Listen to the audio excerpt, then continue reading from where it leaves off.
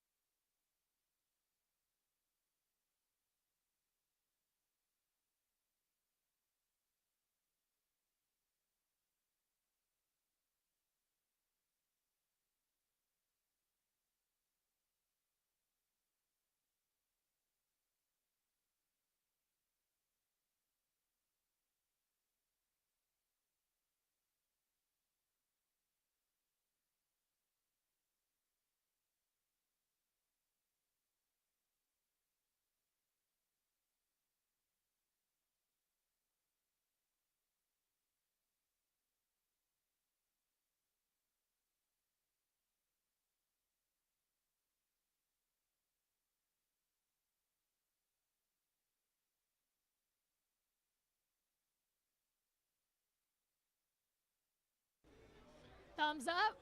We're rolling. We're rolling. Welcome back to Beyond the Box. I'm Abby Alonzo. Anthony Renato is not here. He gave the reins over to me, as you guys like it, right? And of course, I'm joined by special guest Pete Bush. How you doing tonight? Doing great. Happy Thanks to for have having me. you. I'm excited to talk about this. Absolutely. Not have Anthony interrupt me all the time. I'm just kidding. I'm just kidding. LSU is currently winning. For those of you who aren't watching the game, it's the bottom of the sixth. LSU's up 5-3. They were down to UNO early in the game. They made a comeback. Good thing, because it would have probably been an issue if LSU took an L to UNO after everything that's happened the past couple weeks. Well, there's still time. You're right. well, knock on wood, right? There is still time. We've seen these things happen, but the momentum has shifted. I think we're in good graces right now. Before we get started, I do want to shout out Don Juan for hosting us after every midweek baseball game throughout the season. They've got a good little crowd in here tonight, and if you're a cigar smoker, this is the place to be. They've got TVs everywhere, super cool vibe in here, good food, good drinks. Cool people. So come hang out here, hang out with us at Beyond the Box. Again, here every midweek baseball game for LSU. And also shout out to St. Rock for sponsoring Valley Vision throughout all of our endeavors. They are the official vodka of Bayou Traditions. Have you had that yet? I have not. I need to try that. You do need Maybe to try not it. tonight, but not tonight, but we'll put try, a rain yeah. check and we'll have you try the St. Rock. Official vodka of Bayou Traditions, partnered with NIL. Proceeds of those bottles go directly to the athletes, so it's a great way to support the LSU athletes. If you can't sign a big boy check, is what I always say, this is the way to do it. Buy a bottle of vodka, you get the vodka, they get the money, everybody wins. I love it. Okay, Mr. Bush, you ready to chat? Let's do it. We're going to chat a little bit. First baseman under Skip Bertman. Talk about what it was like to play for a coach like that. Well, yeah, I didn't really know. When I was in high school, there was a different coach there. He came to LSU my junior year of high school, and nobody around here was thinking about going to play for LSU. Right. But then Skip gets here in the fall of '83, so his first season was '84. My senior year of high school was '85. And so I always joke that, not a joke, it's actually true, I went to the very first Skip Bertman baseball camp. All right. And so I was, this was between my junior and senior year of high school, and I was the MVP of the very first camp. Now, I always say, I don't know what happened to the other 11 guys that were in my group, but I went on and played for him. So, yeah, it was a small camp. Hey, that's all right. But he got to see me up close, and I got to know him, and then I went back after that and told my dad, I was like, this guy's legit. Like, I want to see if I can play at LSU. So it was amazing. I mean, it was the bricklaying years, right? So he was cleaning out and then building back up, and I'm just thrilled to be a part of that. That's incredible. We've heard some great Skip stories. I was kind of telling you, we had Ronnie Rance on here a couple weeks ago. He was sharing some stories. I mean, he's legendary. He's an icon, right? Like one of the biggest personalities of coaches in college baseball. You hear great things about him. I kind of asked you earlier today if you had any stories you wanted to share about him. Yeah. So I'm going to give you the floor here, and you can talk a little bit about Skip and maybe some memories you have with him.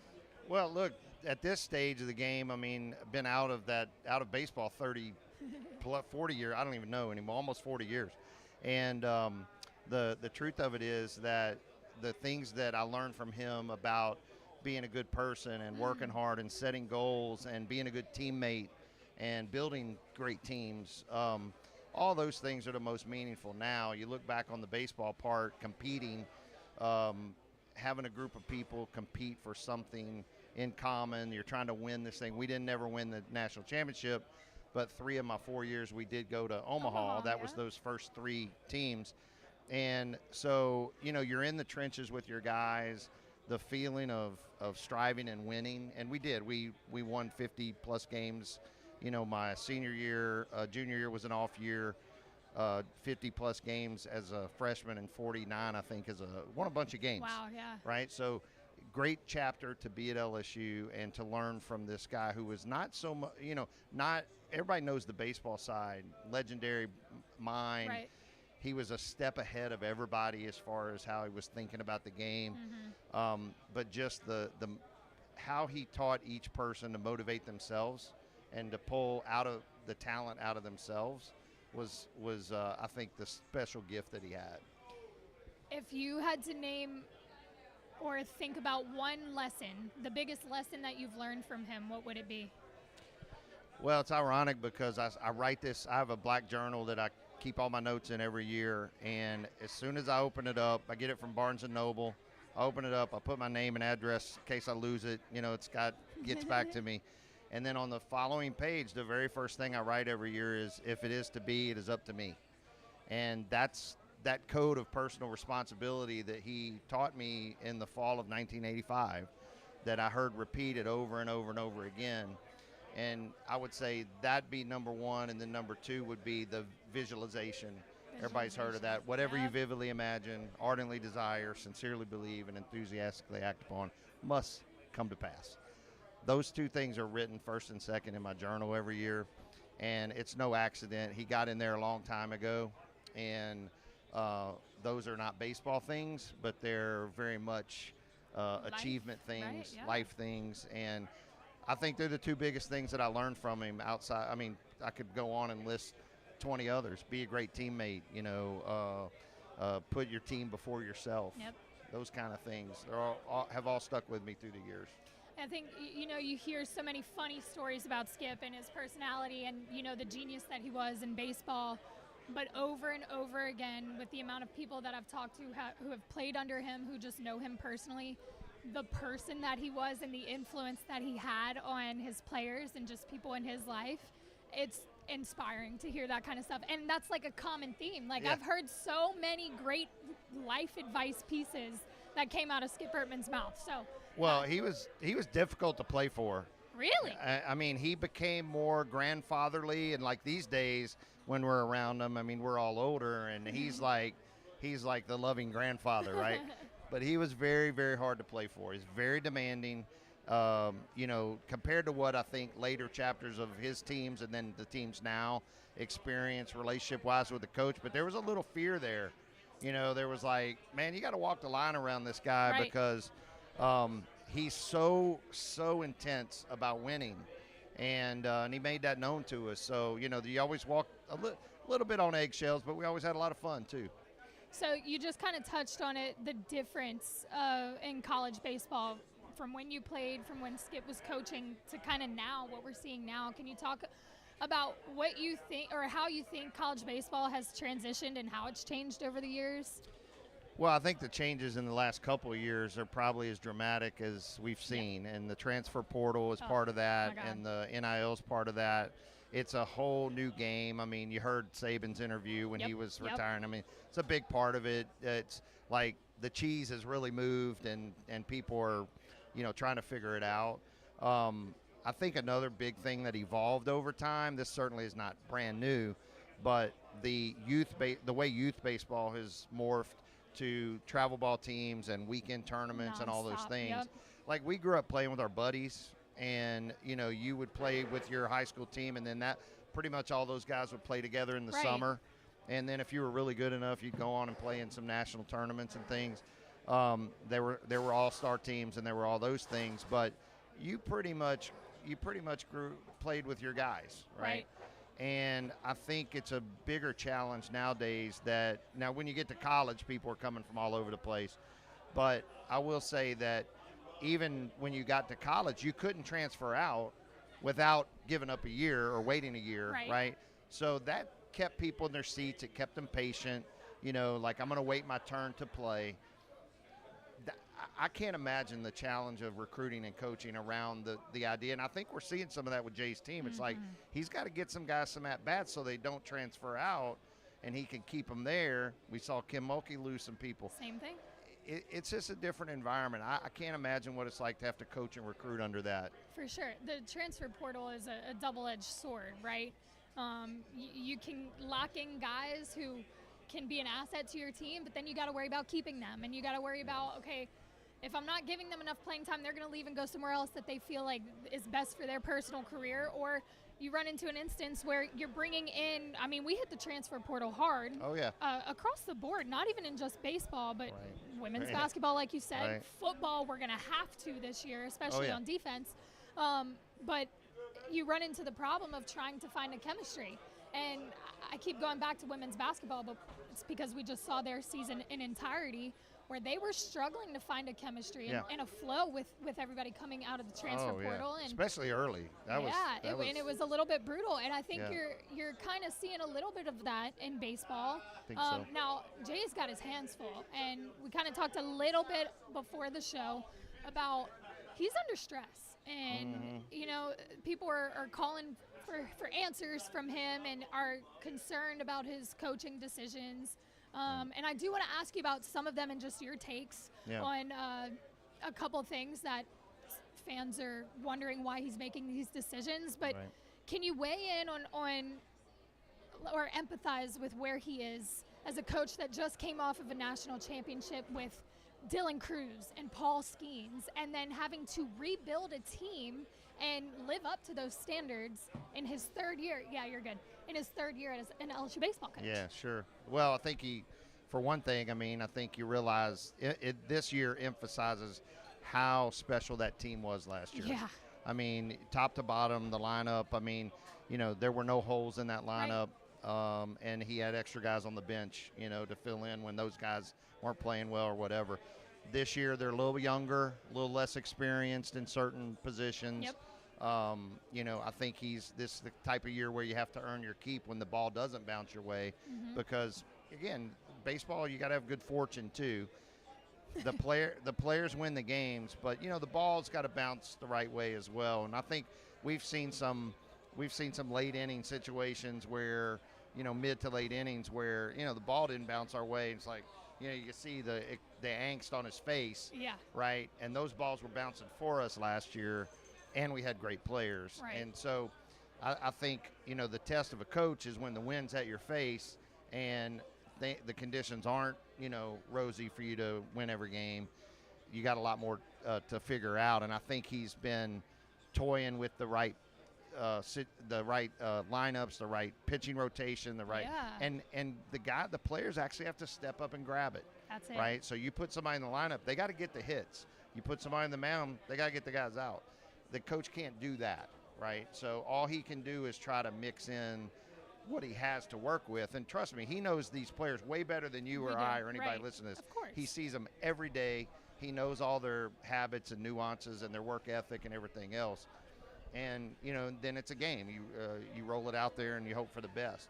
So I do think that, hopefully here in the second half of the SEC and the end of the year, we'll see some of this tide turn a little bit. They've just went right into the teeth of the toughest teams. They did. Out of the gate. It was crazy for sure. So, we'll see if this weekend's crucial. I think these next 2 weekends are crucial because after that you have Texas A&M, number one team in the country, and then you got Alabama and Ole Miss. I think after that. So, I think these next two are crucial because if they don't come out with series wins or sweep one of these teams or whatever, it starts to look really dim as far as the postseason. Right. Kind of touched on, he is mixing things up, right? Thatcher Hurd started today, right, where, he was tested in the Friday night spot. He was tested as this Sunday guy, still trying to figure out where he fits in the pitching rotation.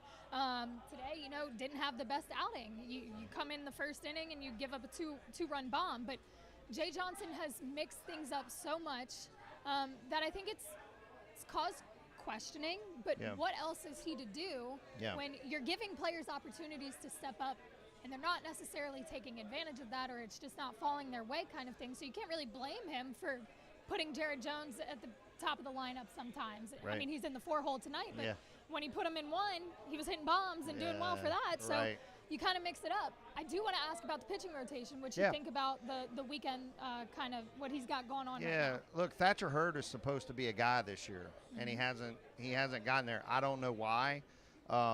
He's not as effective. If you look back to the first part of last season, he was basically the same pitcher we're seeing now. Right. Then he got hot. And so who's the real Thatcher Hurd? And that, did he get hot at the right time and that was really good for LSU? Or is he, competing at this level in this league? Right. And when you do what he did tonight, I mean, it's tough. He's not in his groove. I think a guy that throws as hard as he does with, with the command, with the pitches he has, he should be doing better. But baseball's funny. I don't know why he's not. Yeah. He's not tricking anybody though. No, not at all. Luke Holman has been the Friday night guy. He's very good. To say the least. Yeah. he's pretty freaking good. He's got command. I mean, like his breaking ball, he can throw it where he wants to. He throws hard, but he also controls his pitches. Yep. That's what I think some of these other guys aren't doing. Oh, yes. He was the Friday night guy. We saw this weekend against Tennessee, Jay switched it up. Gage Jump started Friday, Luke started Saturday. Well, obviously, we don't know the exact reason. Jay didn't come out and say that, but if you're putting yourself in Jay's shoes and trying to understand, what do you think the reason for that was, to switch your Friday night guy to Saturday? Yeah, so, I think what he's probably thinking there is they got a stud at Friday night that's hard to beat. Yep. We might have a 2-1, 1-0 ball game, and then our odds drop after Luke Holman, right? So the idea is not to throw the game on Friday night. Nobody would ever do that. You put Jump in there, somebody somebody else, and you hope for, hey, we get to their guy, right? So maybe we get a win against their Friday night ace that we weren't supposed to, and then on Saturday we got a better chance because Holman's going to hold them down. I think that's the logic. I mean, you could go either way, and you could say, hey, no, we need our stud against their stud, so we're in the game, and they're not scoring runs either. You could look at it like that. I know people would probably say that.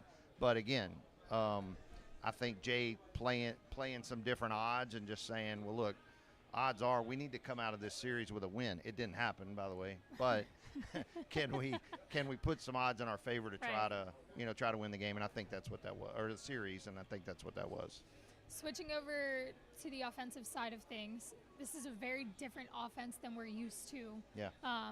In the LSU baseball culture, we're used to guerrilla ball, where you're seeing bomb after bomb, and the Cade Belosos and the Gavin Dugases, and Tommy White's still here hitting bombs. Jared Jones has been phenomenal on that front, but the offense is not as productive as we are used to.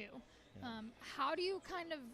How does somebody step up, and how do you fix the momentum on the offense? And, Jay has been playing a little bit of West Coast small ball, trying to put some runs on the board.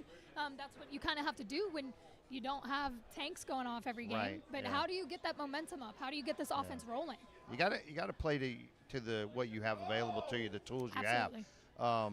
Last year, he had a whole nother set of tools, and you mentioned a couple of guys that were fifth-year guys, Dugas, Beloso.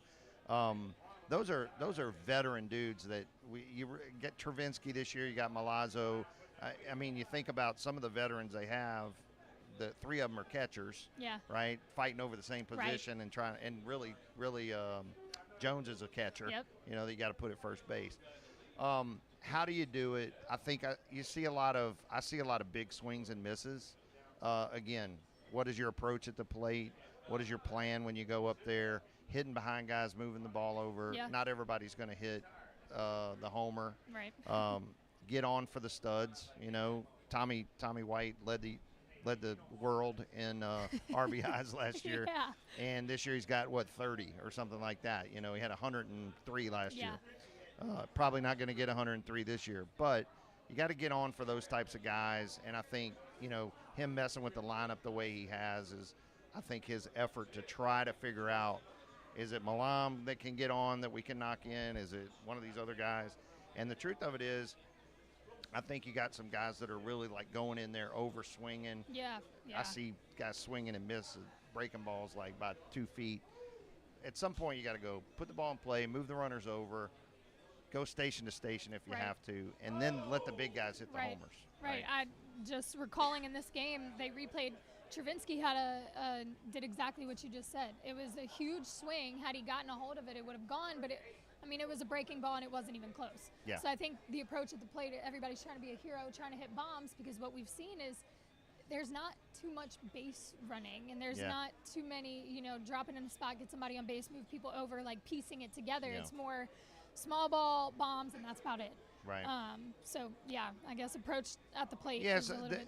I will say again, I think the coaches get a lot of blame, but the players play the game, right? So you could say, hey, the coach is so-so. This guy's not so-so. This guy's a great coach. We got the right guy. Yeah. I would ask you, who are you going to go get if you don't have this guy, right? And I'm just saying, this is the guy, and he's going to win more championships here. Yes. He's in a funk at this point with some of the players who aren't producing. Right, and so being a player, I put it on the players. You Travinsky and guys like that are gonna, Milazzo, they're gonna grab guys up and have private team meetings and go, boys, it's on us. At this point, I think I would, if I was going in the locker room, I'd say, hey boys, have fun, man. Go out there, play the game you've always played, have a good time. There's no stress. This, I'm not saying mail in the season because, there's still ball to be played. But I think if you relaxed and played as though, hey, look, let's just play, then they probably will turn things around. Yep. Take the pressure off. Just go do what you know how to do. By the way, there's a huge, especially following a national championship, the weight of this program's big enough without following and still having some of the same players that lived that just not even a year ago, right? We're not even a year out of them celebrating at the end, right? So it's a tough act to follow, Tough especially act when to you're follow. rebuilding an entire team. And you're right. Who are you going to go get if you're done with Jay Johnson? Who are you going to replace Jay Johnson Yeah. with? You're I mean, not. you could throw out some names, but the truth of it is, they were all in consideration when the job opened last time, right? I mean, it was a who's who that had their name in the hat, Yep. either privately or publicly, and this is the guy. He is the guy. There's no doubt about it in my mind. I mean, he's going to be here a long time, and he's, in this environment, can he win, 5 championships like Skip did? I don't know, but he's off to a great start. Yeah. Right? And, I know he's going to be in Omaha a bunch. And, of course, you got to get there to win it. So I think he's going to take us back to Omaha a bunch. And, as this team figures out who they are, I think they're a little bit of an identity crisis. Yeah. And I think they need to figure out who they are, and you got to have guys step up. You keep mentioning Omaha, so I want to back it up a little bit, maybe switch from this year's team to talk about your time. Oh, yeah. Talk about your experiences in Omaha. And I know you never won a national championship, but you went 3 times. So, Right. what was that like? Well, it was new. The people in Louisiana were just kind of like starting to get fired up about it. Like, first of all, where is Omaha and what's going on over there? Like, nobody expected a baseball team around here to go to Omaha. Or where's the College World Series? Never entered their mind. Never entered their mind. But anyway, he got that going, and he started talking about it from day one, talking about what Omaha was like. So by the time I got there, like, I felt like I'd been there before. Yeah. He was talking about the sights and sounds and smells and what the tournament was like, and, all these vivid details. And he was great. Skip was great about painting the picture in your mind, right? Seeing yourself rush to the field and, Yep. dog pile, right? And I didn't ever get a chance to be in a dog pile in Omaha on a championship game, but I felt like I was in all those other ones, Yeah. like in my mind, I had done that. And when they won it for the first time in '91, some of those guys had been teammates of mine. Right. They were freshmen when I was a senior, and I just felt like I was in there with them, Early days, again, very strict, hard work, Yeah. didn't have the restrictions on practice like they do now. Like, we practiced all the time. Ooh. It was weightlifting in the morning, and it was get there at 1:30, and then you're done.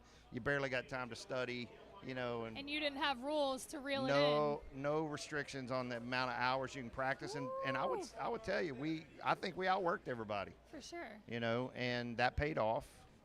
He recruited some great talent. My senior year was the Ben McDonald #1 draft pick year. And we had, besides Ben, we had, we had 6 of our 7 pitchers pitched in the big leagues on that staff. Whoa. So you had great pitching, you had great defense. We were okay hitting. We hit enough, to win. But it's easier to win when your pitching staff's only giving up less than 3 runs. The ERA was right around 3, Holy shit. right, which is unheard of Yeah. today. But as a staff, they just didn't give up runs. So as long as we scored 4, we were probably going to win. Fine, yeah. And we did a lot of that. So I would say that the early days were great. You got to understand how close those people still are. I know Anthony's still close to a lot of his guys. Yep. When you play college baseball, you're around these guys 24/7. We practiced long hours together. Then we all go out together, right? It was one of those where you're pretty much this band of brothers, and new guys come and go, through the years, but without people transferring in and out, you pretty much have the same core group of guys that stay together. Yeah. And you end up getting to know guys that played a little bit before you, a little bit after you. I have great friends that I didn't play with that are alumni, Right. that were right on the fringes of when I played. And, I think, like I said at the beginning, doing something excellent together with a group of people bonds you, right? So you have this thing in common that's kind of unspoken, but yet you were all striving for the same thing. And then you did win, and you did get to Omaha, and you played against, you're on this national stage playing in front of millions of people on TV. And it's a really, really cool thing to reflect back on. mean, you were telling me before we started that you still have get-togethers at your pool house with a Oh, bourbon yeah. bar. Oh, yeah. I'm gonna have to swing by there and check that out. But Please you do. guys are still close knit, and Yes. y'all still hang out and shoot the shit. And, Yeah. and I think that is awesome, and that is something that I think is very big in LSU baseball culture, because it's not just you, but we hear it from Anthony and the guests we have on all the time. Cade Beloso said the same thing. Yeah. So each generation said it's the same thing of you're really a band of brothers because of what you went through together and, Yep. and how close that community is, really. It's funny, just like last year, going in Rouse's to go pick something up. I see Beloso and Dugas, and I'm like, "What's up, fellas?" And hey, man, what's going on? And it's just like You have they're me or I'm them, like 35 years later, Yep. right? And I think they even get that, Yeah. right? It's like you pretty much know when you see a baseball guy. Yeah. Right. And I remember Anthony had said this probably a couple episodes ago, but you know, when they won the national championship last year, the 09 team was just through the roof and felt like it was like a big brother kind of thing. Oh, You could yeah. walk. And you guys kind of, like you said, you weren't in the dog pile, but you felt that connection. And Oh, I think yeah. that's really cool. And Yeah, we all have our group text, right? Y'all have a group text too? Oh, totally I have don't know group what text. it is with LSU baseball players, Yes. but y'all keep the group text going. And they light That's up awesome. good when it's good and bad, Bad when when it's it's bad. Yeah. That's they share opinions. That's let's a just say. trend. That's Yeah, a yeah, trend right, for all right. of y'all. Right. You mentioned Mr. Ben. Mr. Ben McDonald Yeah. is somebody that I look up to. He's helped me throughout his career. His son was on one of the summer ball teams I Oh, worked yeah, cool. for. He was just on Up and In with Anthony. Oh, Jace. And he stayed for Jace. Yep. Yeah. Jace is a sweetheart. He is a great guy. But he stayed after his interview with Anthony to like talk to us for an hour about, you know, oh, I can put you in contact with this person. I can do this for you. You should do this. I'll open this door. He is awesome. I love Mr. Yeah. Ben, great person. But can you talk about what he was like as a teammate and what it was like to play with Oh, him? he was the best teammate. He was the best teammate. And you still see it in him today, like he's exactly the same person. He's very playful, funny. You know, like you watch him with the Orioles guys when he's playing the little tricks on people. I'm like, he's been doing that since I've known him, right? And so he's just got this infectious personality. He's so good at what he does. Yeah. He was, which doesn't surprise me. I know that he feels like he had to really work to get to the level he's at in broadcasting, but he's as good at broadcasting as he was playing. I mean, and when I tell you what we saw with Paul Skeens last year, Ben was, I feel like, again, I'm biased, but I feel like Ben was that and maybe just a little bit above. There was no one that threw that hard in that era. That's right. Like, he was completely unique. Yep. And if he had better teammates hitting for him, he would have Oh, he would have no. never lost a game, right? But he unfortunately had guys like me playing, behind him. But he's an unbelievable competitor, right? Like, it didn't matter. We would, you play all these little side games, right? Like, in the outfield or on a road trip on the bus. Baseball players are notorious for making up stupid games, Yeah. right? And whatever good, the game was, that dude was going to win, right? Oh, the And competitive nature. Extremely competitive guy, and just a lot of fun to be around. So y'all had bus games too? Oh, yes, absolutely. They're boring if you got to do something. Between the movies and the bus games, what Yes. games did y'all play on the bus? Can Well, you say? fortunately, there were no cell phones back in those Oh, days. oh. That is, I will say this. You talk about the difference in the eras, like us, shenanigan-wise, like, we're all so thankful there were no cell phones. No proof. You know what I mean? Like, there's zero proof. Like, it didn't happen. There's no chance, Y'all are lucky in that sense. I Yes, feel like exactly. nowadays everybody gets caught. Yes. So you told me there are a few funny stories, and you gave me a little bit of a glimpse of, would you say, the ground ball you lost in the sun, which Yeah. I'm very curious about how that happened. So you want to go ahead and tell that Yeah, story? look, I've told this before, so, if people have heard it, I apologize, but it is one that my Skip loves me telling this story, and it's not a made-up story. It's 100% true. But at the new box, they have these suites, right? So it blocks the sun when the sun's setting over the Mississippi River. Yes. As it gets to the line of sight for the first baseman and right fielder, right? Uh-huh. the stadium kind of blocks it, all right? Not at the old box. At the old box, the sun came straight through, and so you're sitting there at first base, and you're kind of like, you got Ben McDonald throwing 100 miles an hour, and if you play first base like I did or right field, you're kind of like having to shield the sun so you can see the batter, right? Because you're just blinded, right? So, it could have been Ben throwing. It probably was because it was a big SEC game, and he throws one. Well, this batter chops one, kind of chops in the clay right in front of home plate, right? And it bounces up, and it gets right in that sunspot, right? So I'm like, I had it when it went up, and then I'm like, lost. Like, can't see it, and I'm like trying to find it, and it hits in the dirt right by my cleats, and it rolls into right field. Oh, no. Like, and I'm standing there, and it hits in the dirt, and I'm like, wait, what? Oh, jeez. Oh, no. Right? So he knows what happened. He could see this happening. And, I'm upset, like, that I didn't, this ball, should have caught this ball, should have been an out. Now we got this runner on, and again, there's always a lot of pressure. So he is trying to get my attention, right?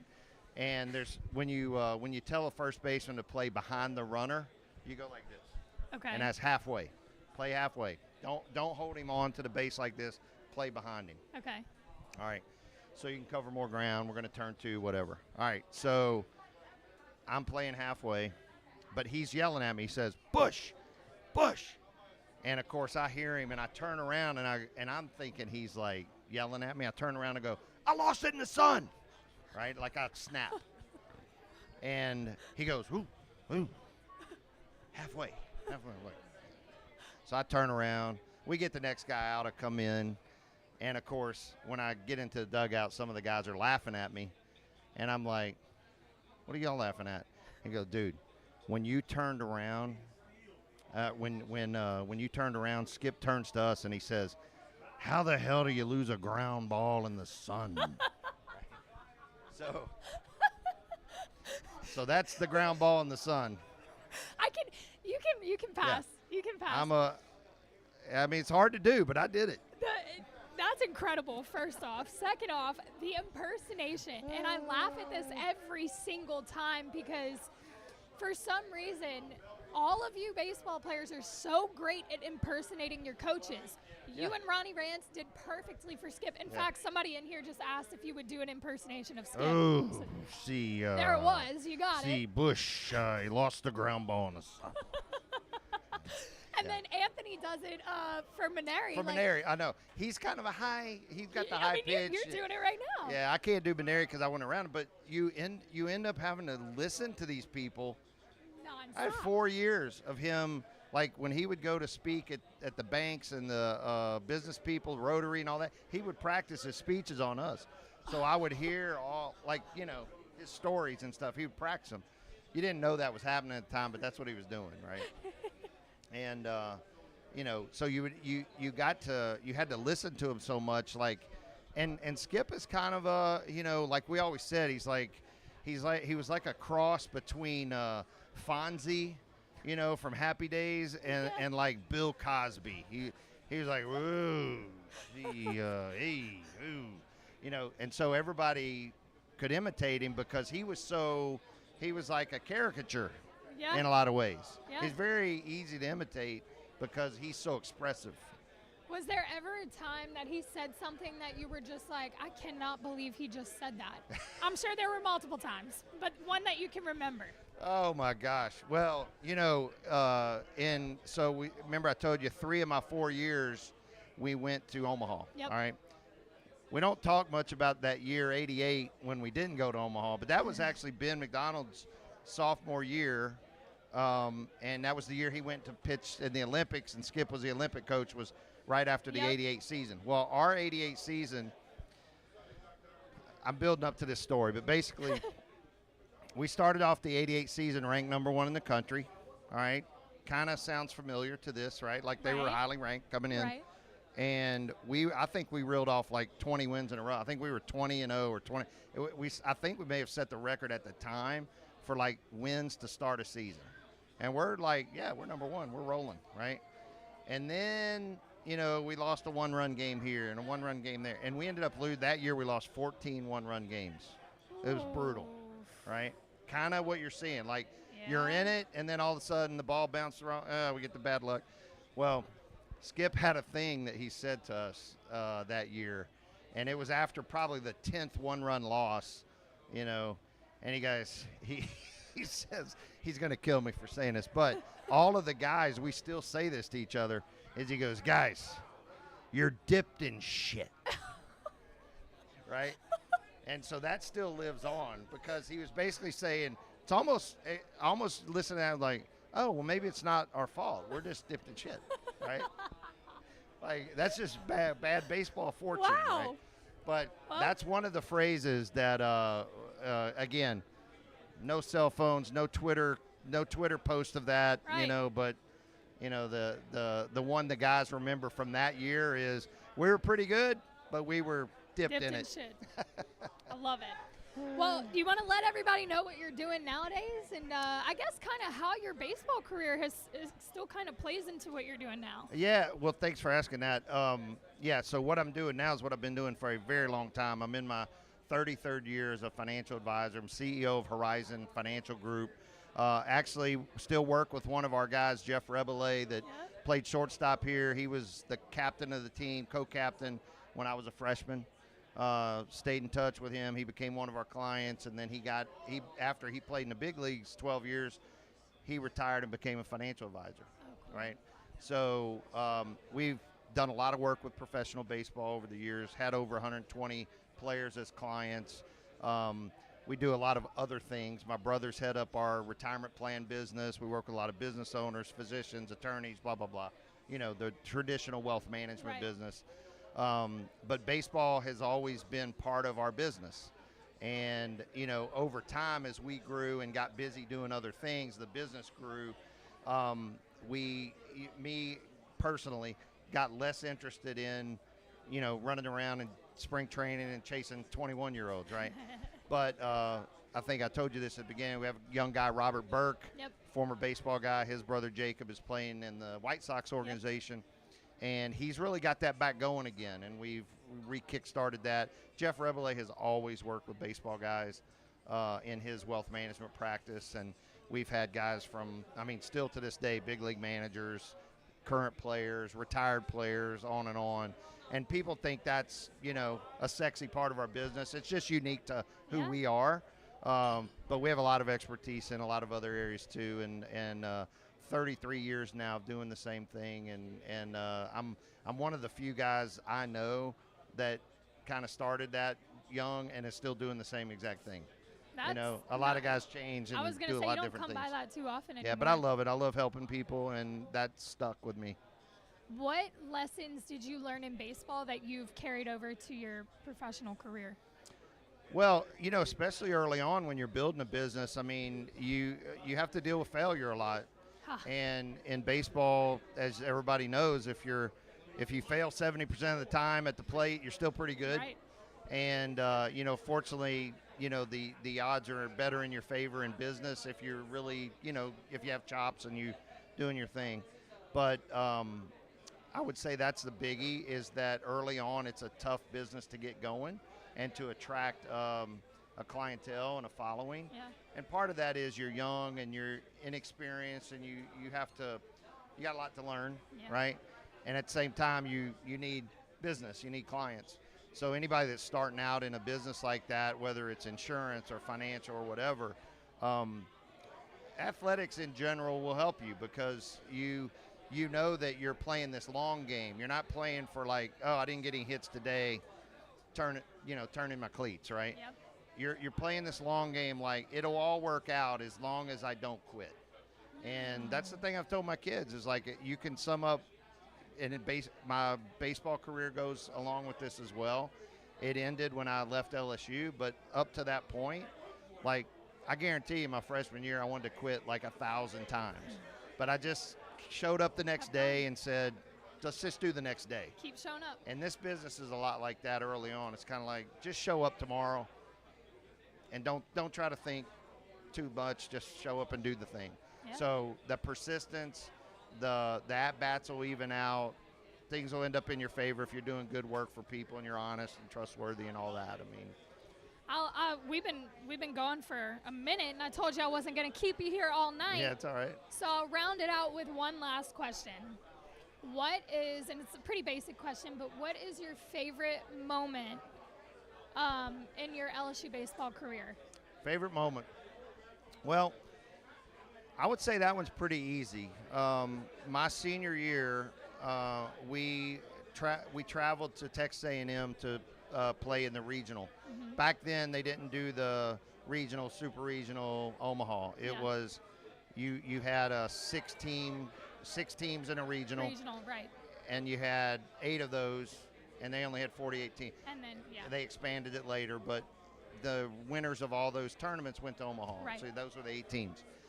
So in '89, we went to Texas A&M. Texas A&M at the time was when we played them, we got knocked into the losers bracket by South Alabama like late one night, and had to get up and play. Actually, we won the losers bracket game late that night. We had to get up the next morning and beat Texas A&M twice to go to Omaha. All right, they were 55-3, something like that, and they were number 1 in the country the whole year. It's a tall task.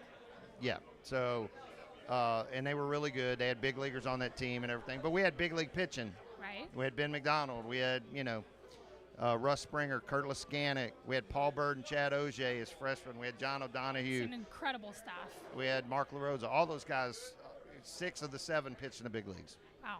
All right. So the moment is, fast forward to end this story, otherwise long story, is we have Ben McDonald in the first game. We beat him. All right. And then we come back in the second game, and we have to piece it together a little bit with the pitching staff. But we end up beating them in extra innings. Oh, my God. That's a long on day. their field.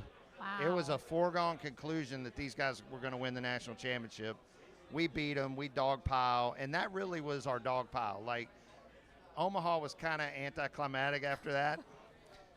We got there. We went 2-2 and went home. But that particular moment, I mean, everybody was on top of the world because you were basically against all odds in this very hostile environment and had to beat them twice with our backs against the wall coming out of the losers bracket, and we did it. So that's number 1 for me. Wow. Now, I can envision that. I mean, that's a tall task to I got a stretch of the final out. I was the first baseman, so ball's hit the third baseman. He throws it across, stretch, catch it right above the ground, and it was boom. Awesome. Oh, that's incredible. I mean, again, what an achievement, though, to know what you're facing, have to beat them not once but twice. You go into extra innings, that's awesome. Yeah, it was a great moment. I mean, years later, there were all kind of great moments, right? But at that moment, that was a turning point of sorts.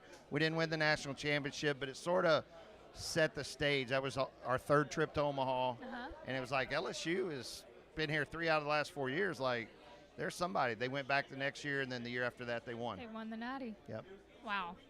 That's awesome. Well, this was great. That was fun. Just to give everybody an update, bottom of the 8th, LSU's up 6-3. I think we're safe. Nice. Knock on wood again.